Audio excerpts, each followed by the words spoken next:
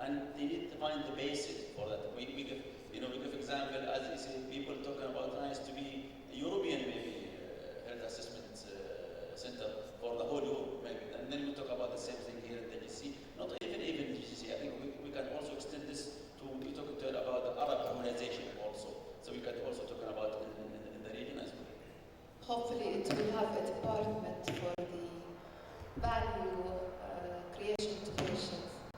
Regarding the value and the price, answering Hani's question, thank you anyway. We have to, from regulatory bodies side, not to squeeze the prices for a level that the value disappears and only core product remains. And for this, I have a very important story that I need the regulators to hear. There's one psychotropic product that is first-line treatment for depression. It was priced about $7 per pack. And the company who owns it, they promote it to the doctors, to facilities, because it's first line. The price went down to $4. The company has another antidepressant which is $50 priced. Immediately, all the deployment went into the direction of the higher priced product, the new one. And no generic company is ready to invest in educating doctors about a product of $4. At the end, what had happened? The $4 product or the $7 product disappeared from the minds of the doctors, and the patients are using the new product, which we do not know about its safety track, that is totally new, and that is much higher in price than the other one. So we have to look at these factors when we price medications. Are they first line? Are these affordable actually by patients? Are these okay for the companies have the good incentive to go and educate and do the proper? We are talking about value and ethics, yes, all my respect. Everyone has values and ethics. However, we have as regulators to look at the long term. And here comes the dilemma. When the regulators or the regulatory bodies are not measured for their performance, the performance is imposed on everybody else and all stakeholders. However, the performance of the health authorities themselves is not measured. Do we measure the availability of the products? Do we measure how clear the information about these products are reaching the healthcare professionals? Do we measure how the patients are benefiting or are using these products rightly because the information is available to them? Those are the things that we need to ask ourselves in order to have a well-balanced system that balances between the benefits and the welfare of the patients in the long run, not on the short term. How many products have disappeared from our lists because they are cheap and they are not an incentive for any company to come in, even generics? We have to look at this category. Those are the most cost-effective products. If we need a cost-effective healthcare system, we have to look at these mature products that are having proven clinical efficacy and quality and safety. And we have to reward companies for working on them by rewarding the value that they are providing. Thank you very much. That's a very controversial issue that we can debate for the whole day. Well, I think perhaps the answer is genome sequencing. I have another question for Professor Molla. Now, it was fascinating the way that you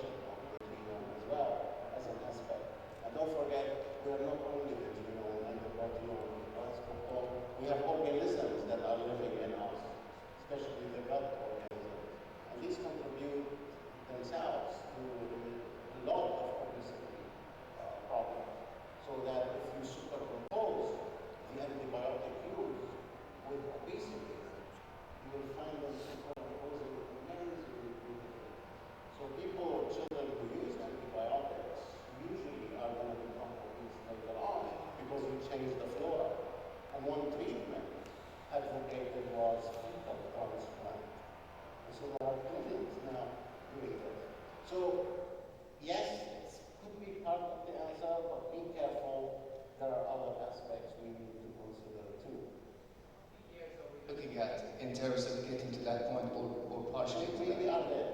We are. We are there. It's going to take. I mean, what I saw has taken me by surprise. I was extremely critical. We are there. The problem now is there are very few of people like me who can sit down and interpret the genome.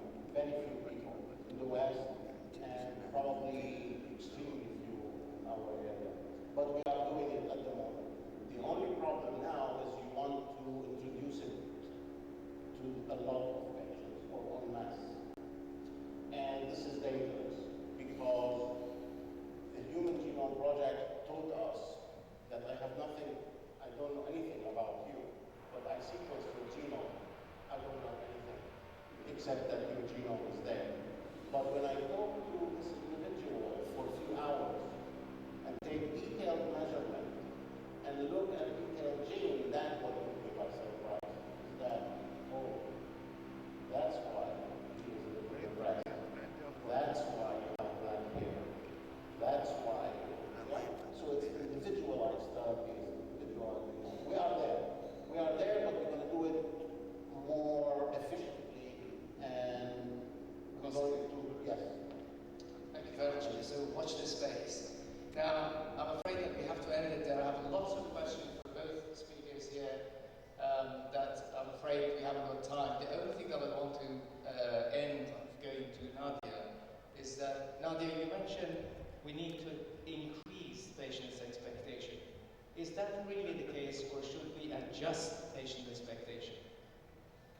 It's all about the adjustment or increase. Yeah, for Middle East, we have to increase the patient expectations out of the healthcare system in the direction that he needs to be aware of. Now, patients are going to Thailand, they are coming very, very happy because they are received at the airport, they take them to a hospital with a piano in the lobby, they are sitting in a room that has, but the quality of care that they are taking, I'm not sure. I'm not sure if it's good enough. Maybe our quality of healthcare here is far better. I'm not sure. I cannot judge. However, we have to direct the patient expectations toward what's matter for him, which is his outcome. And this comes by education, and comes by information. Thank you very much. Ladies and gentlemen, we're going to end it there. Can I ask you to join me, thank our three speakers in the usual way once again. Now we're going to carry on with the two more presentations before we break for refreshment.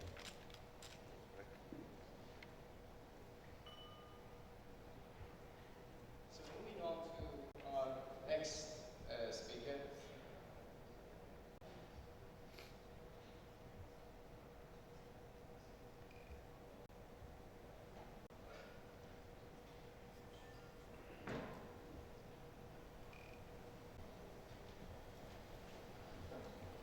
نفس الساعة ويعرفوا الاثنين واحدة بعباية لابسة عباية اليوم مش قاعد تسأل تحية معي. Okay, ladies and gentlemen, our next speaker, Dr. Ola Al-Hada, she's going to talk about the drug pricing and access to medicines, the need for novel decision-making tools. Now, Dr. Al-Hada is a pharmaceutical advisor and project manager with Ministry of Health in UAE. She's also the president of the ISPOR UAE chapter. She also is assistant professor of pharmacy practice in Sharjah, Ajman, and Dubai College of Pharmacy. And also she's the vice president of the Social and Administration Pharmacy section of the International Federation of Pharmacy, FIP. It's a great pleasure to welcome her.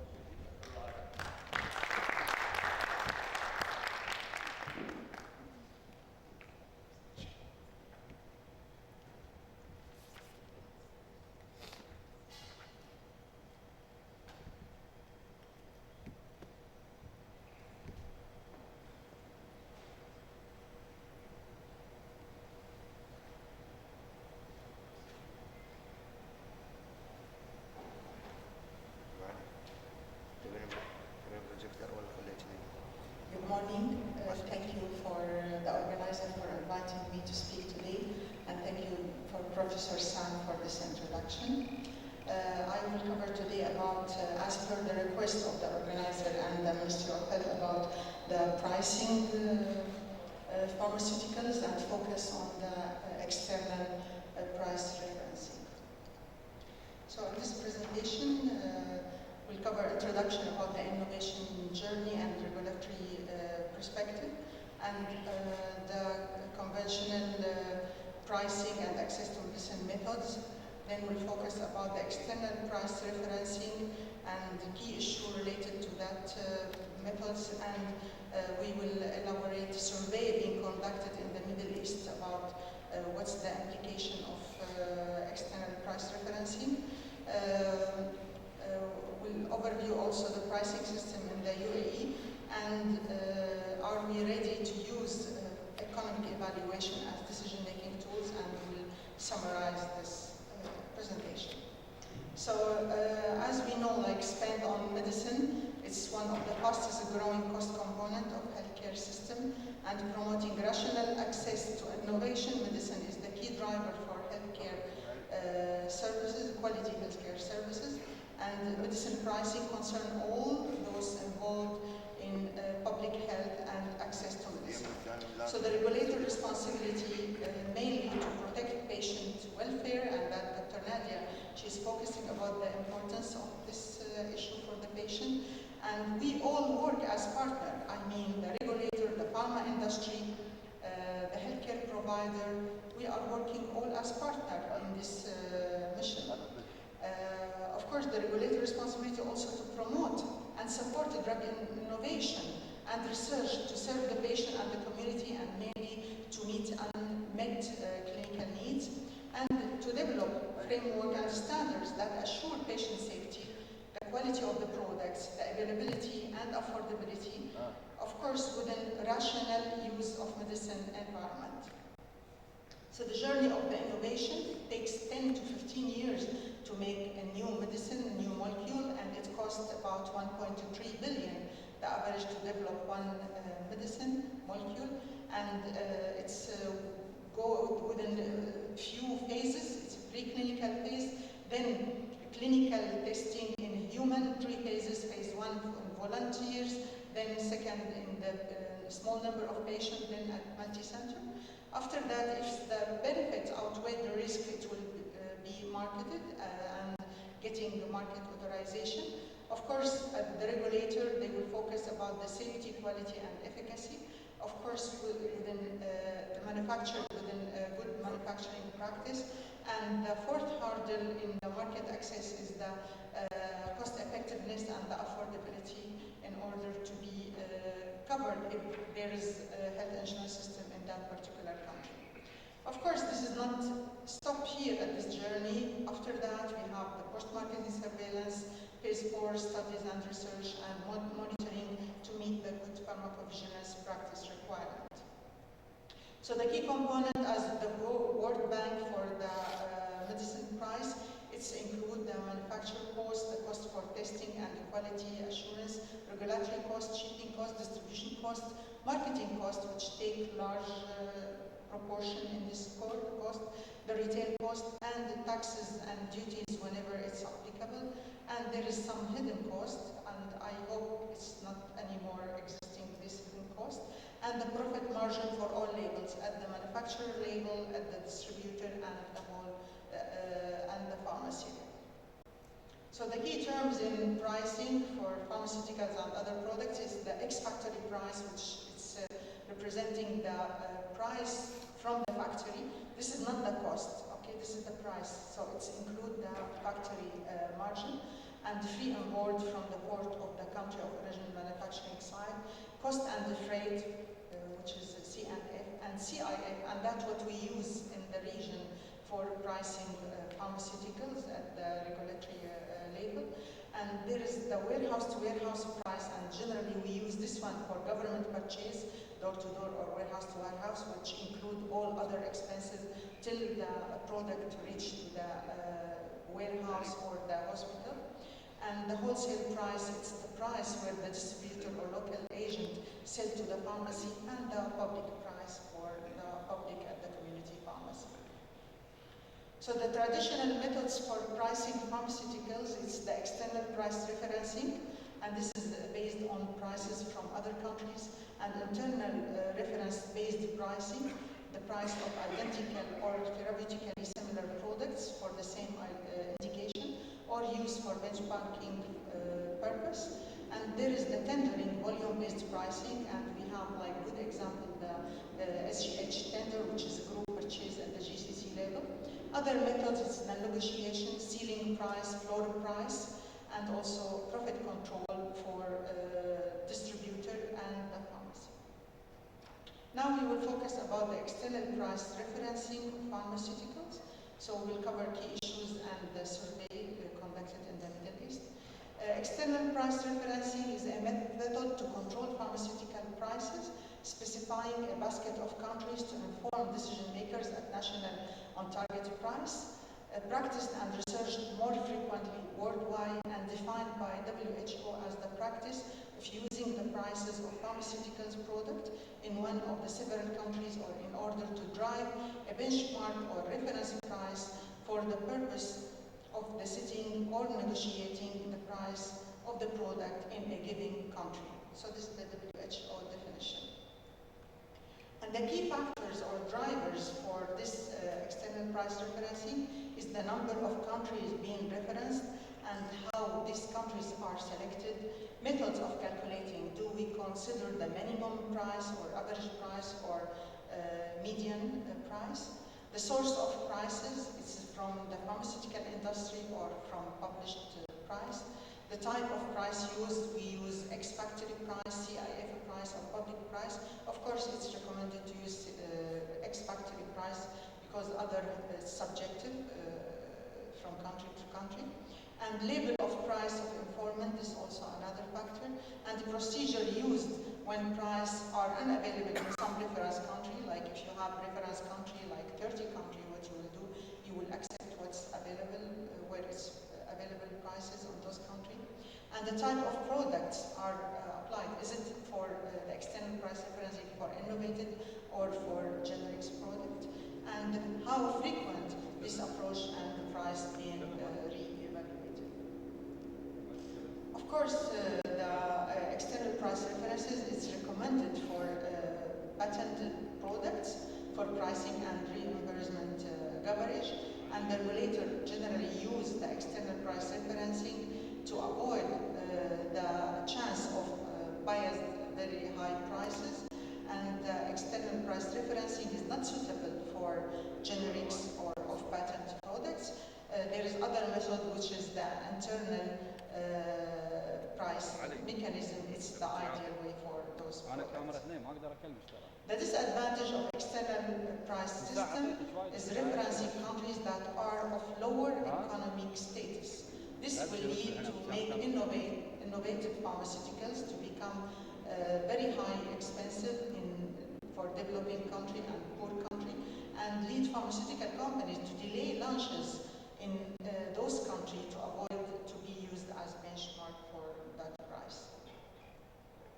And the key issues or the good practice in external price referencing is to have the pricing system simple and the transparency, and the stakeholder, which include the industry, the patient group, and the healthcare professionals and academic experts to be involved in this pricing mechanism, and avoid large number of reference countries. And there is example in Greece, they refer 22 countries, and this is affect their pricing system. However, in the region, most of us, Saudi Arabia or UAE or other, we reference maybe about 30 countries, so this is also its need to be readjusted. And referencing countries should be selected based on similarity on economic status and also in the health system objectives. Reference countries are lower economic status or have unusual economic conditions should be avoided. However, in some cases, if we want to use them, we have to adjust the prices, for example, using purchasing power parity, exchange rate, or through